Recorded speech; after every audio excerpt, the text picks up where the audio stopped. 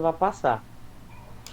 Mas favorito é Estudiantes. Porque nem sempre o Emelec, favorito ganha, né? Emelec e Atlético Mineiro. Primeiro jogo aí o Emelec surpreendeu. Matheus, você que acompanhou mais, foi mais um vacilo do Atlético Mineiro. Foi mais um vacilo do Atlético Mineiro. Mas assim, eu falei que o Emelec vai incomodar o Atlético. Não é fácil de jogar lá, ainda mais com o estádio cheio.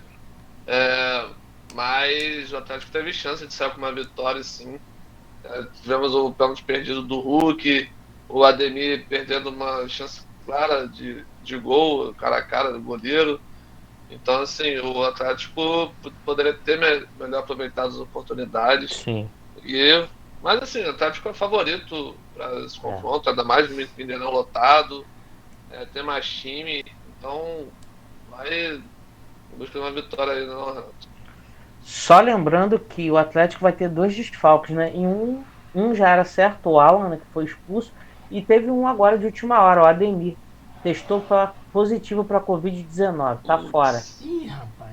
putz. Então, Mohamed Vai ter vai. que mudar o esquema É, de jogo. Emelec vai jogar fechadinho. Isso aí vocês podem ter certeza. Eu acho que o que pode atrapalhar o Atlético Mineiro é a pressão da torcida. Se o Atlético não começava jogando bem, a torcida talvez se voltar contra o time, começar a vaiar o técnico, principalmente o técnico. Então, acho que é um jogo que o Atlético é muito favorito. Mas se o Atlético tropeçar, próprias pernas mesmo por um vacilo muito grande desse time. Por mais dos que tem os desfalques, o Atlético tem mais time que o Emelec, e é o que o Matheus falou. Teve as oportunidades lá, com menos um, não conseguiu matar o Emelec, né? Poderia já trazer uma vantagem para o jogo de volta, não conseguiu, apenas um empate. Mas acho que mesmo assim o Atlético passa. Palmeiras e Cerro, o Palmeiras já atropelou, né? Não tem nem o que falar, né? Como Sim. diz o narrador, a necessidade Não há necessidade. pula, pula. Bora. Palmeiras vai com sub-20, o Wender que vai jogar, sub-15. Pode esquecer. Flamengo e Tolima. O que você achou do primeiro jogo aí do Aí Flamengo, tem Renato? necessidade. Jogo difícil. Não é tão fácil, não. Eu Tolima falei. dos, o Tolima dos não argentinos é o melhor time. Então, é um time bom, só que é um time meio ansioso, meio precipitado, em algumas jogadas. Durante o Sim. do Seleção Sport TV, o André Rizek definiu esse time do torneio como um time doidão, né? Começou É, muito bem no primeiro tempo, no segundo tempo caiu de rendimento. Assim. sim, sim. E o Flamengo não foi tão bem naquele jogo O Flamengo teve sorte, né? Naquele jogo lá na Colômbia. Vai ser jogo difícil para o Flamengo. O Flamengo é favorito, até porque tem uma vantagem. Vai voltar aí alguns jogadores que provavelmente vai voltar o Arão. Rodrigo Caio, eu não sei qual a situação real do Rodrigo Caio, mas o Flamengo vai voltar o João Gomes, não vai ter o Andreas. Espero que não escale o Diego Ribas como titular,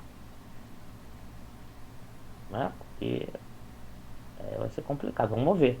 Mas é jogo difícil, mas o Flamengo é favorito. Corinthians e Boca aí, pra fechar. Corinthians Aí, É o jogo vai mais ter que decidir na complicado, né? bomboneira. é, O Corinthians aí a também. criança chora e a mãe não vê.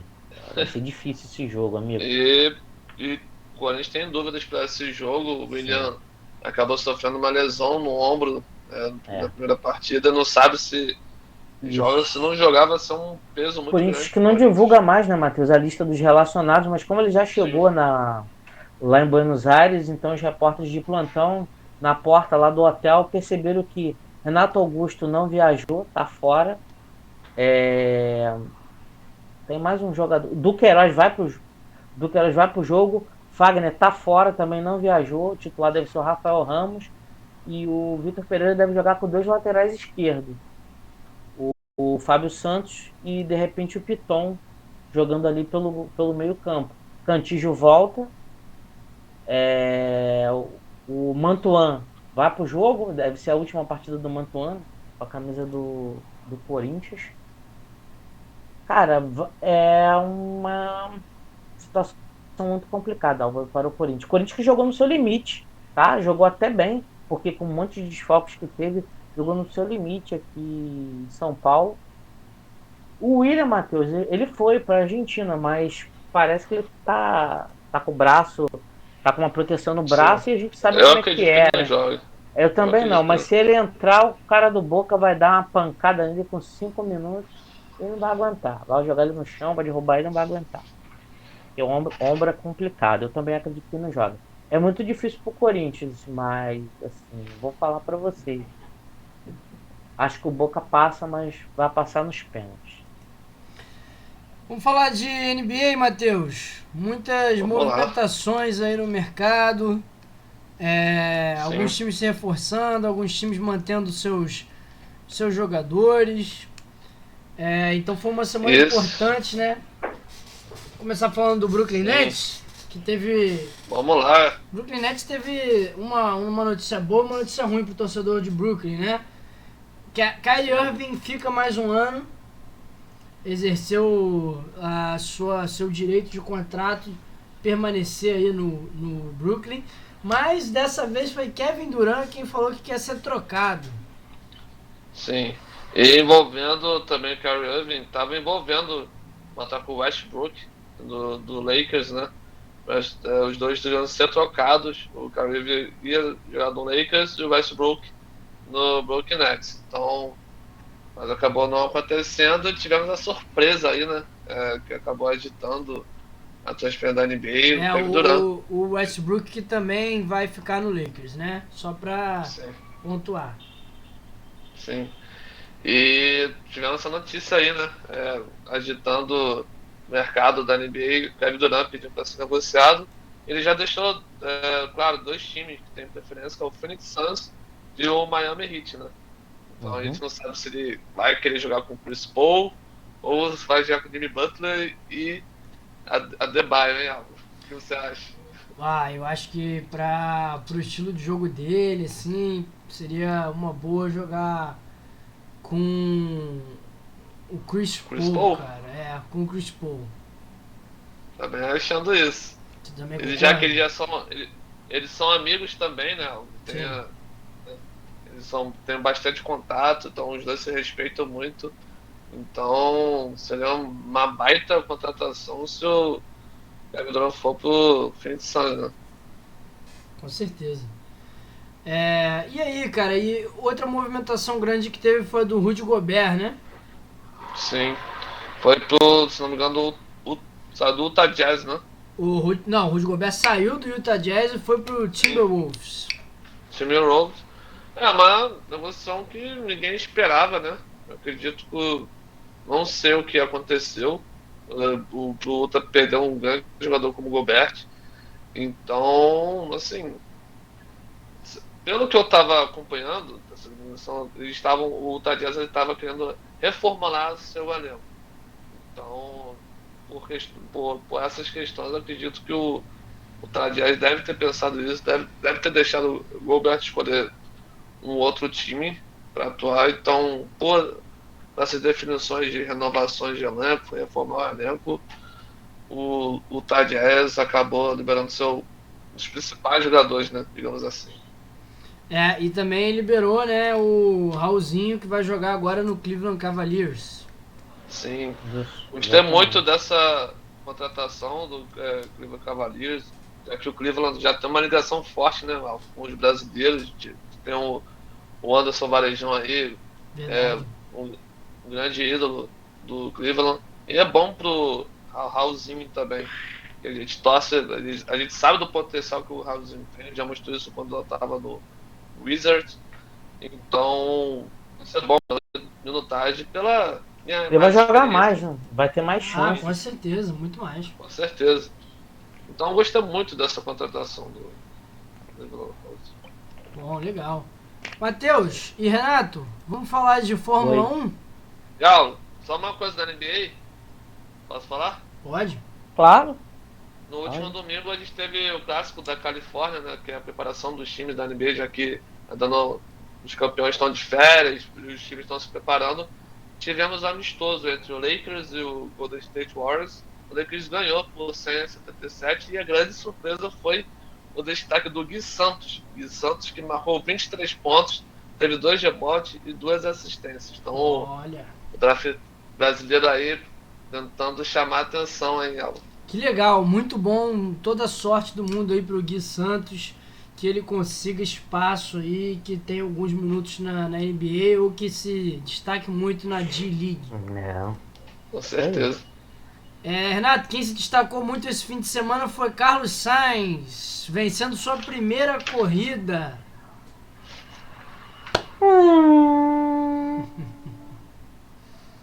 Parabéns ao Sainz. Foi uma boa corrida, Álvaro.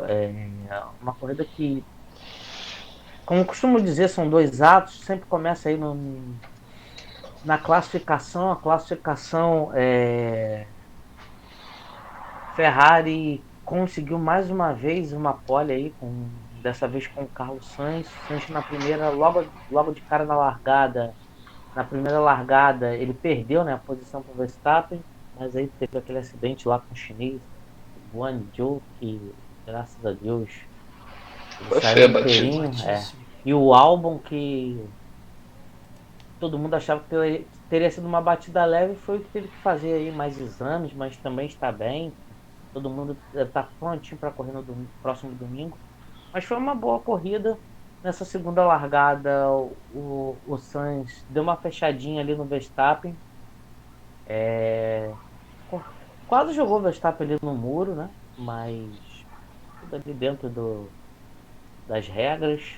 E aí passou algumas voltas, o Verstappen ultrapassou.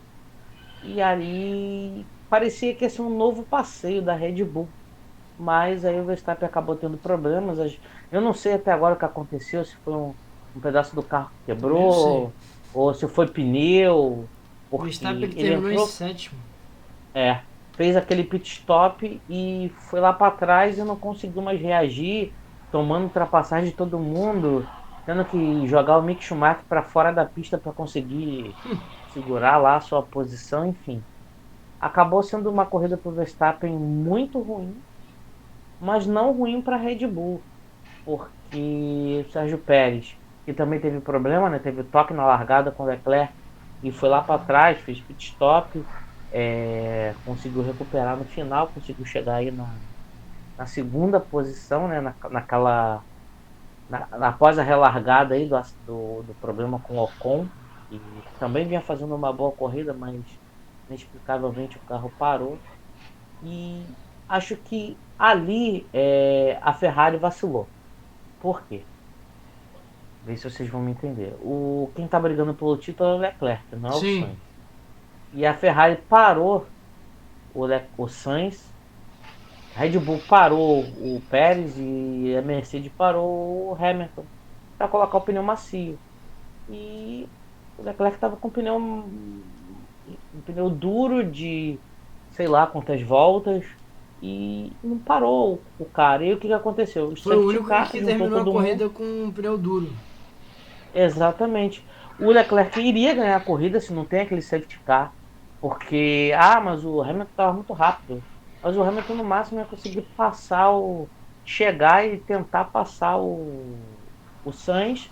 E no quarto lugar, que era o Pérez, ia ter que parar de qualquer forma a fazer a parada obrigatória que não tinha feito ainda. Então ele ia ficar mais para trás ainda. A partir do momento que teve aquele safety car, juntou todo mundo. Aí o Leclerc acabou perdendo a posição. Que ali foi um tiroteio danado, né? Aquela Doideira, hein? relargada. Que Foi uma maravilha, doideira, aliás, foi uma hein? A loucura. disputa mais emocionante do campeonato até agora.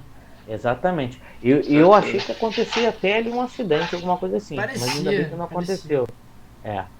O Pérez foi para cima de todo mundo, conseguiu o segundo lugar e o Carlos Sainz, mesmo não tendo a ordem da equipe para trocar, ele foi para cima do Leclerc e passou o Leclerc e depois o Leclerc ficou alvo fácil, tanto até para o próprio Hamilton, que também fez uma boa corrida.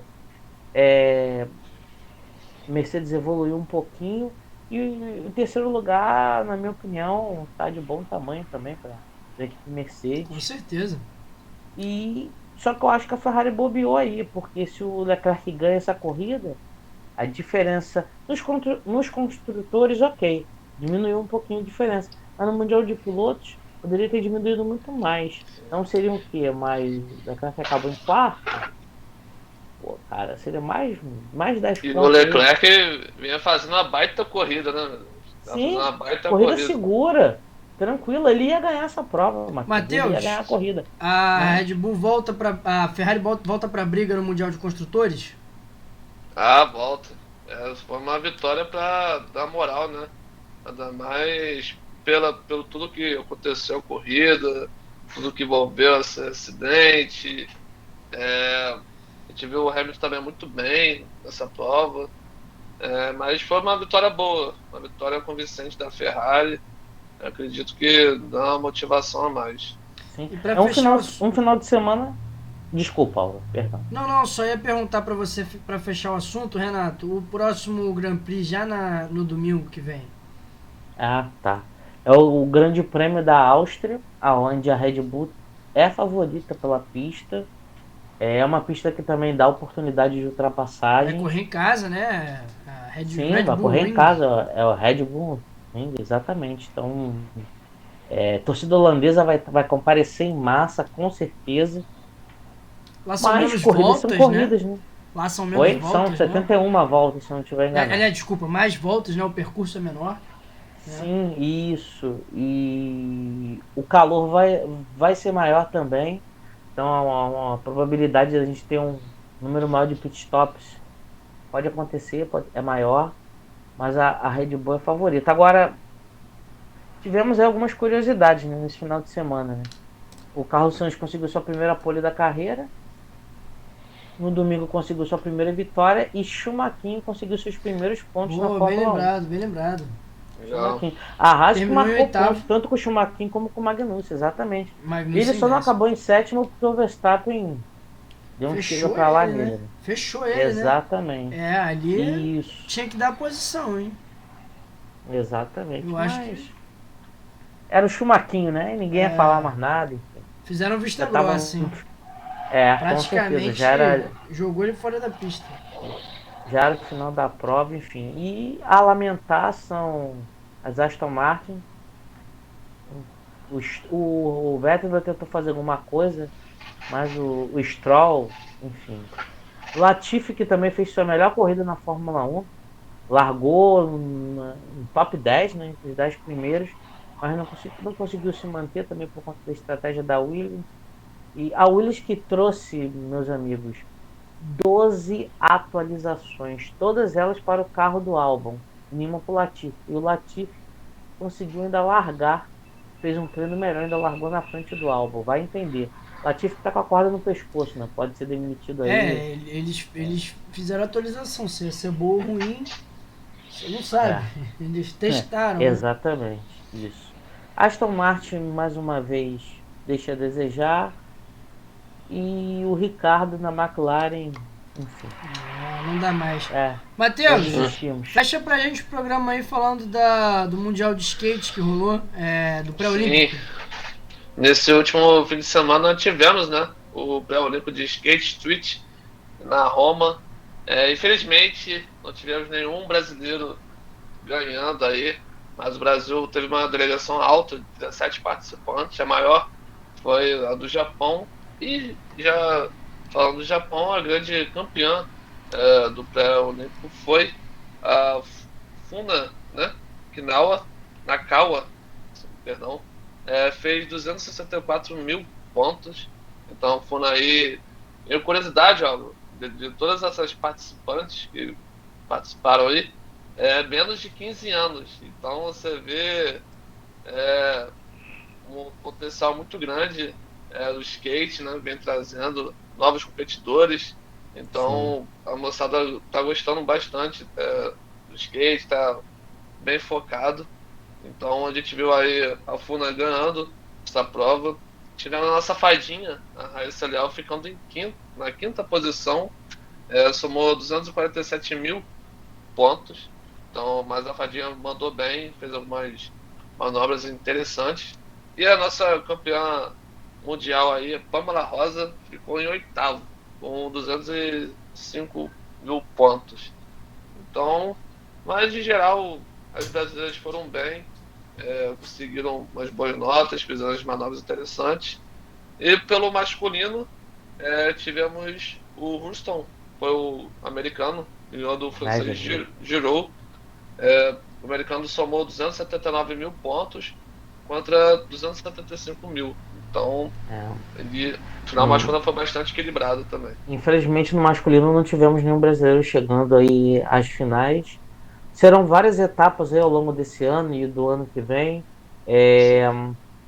aonde vai ter um somatório na pontuação. Acredito que também vai ter alguns descartes, não é? Para decidir Isso. aí as vagas para as Olimpíadas. Lembrando que